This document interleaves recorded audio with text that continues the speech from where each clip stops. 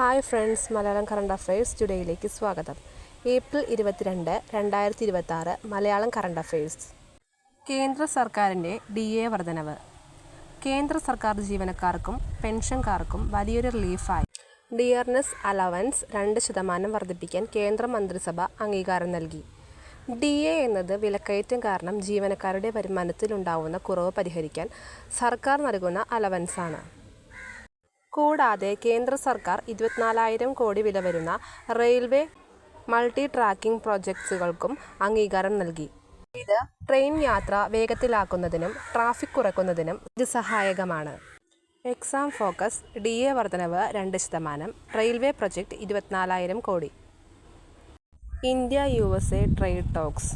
ഇന്ത്യയും അമേരിക്കയും തമ്മിലുള്ള ട്രേഡ് റിലേഷൻസ് കൂടുതൽ ശക്തമാക്കാൻ വാഷിംഗ്ടൺ DC-യിൽ 3 ദിവസത്തെ ട്രേഡ് ടോക്സ് നടക്കുകയാണ്.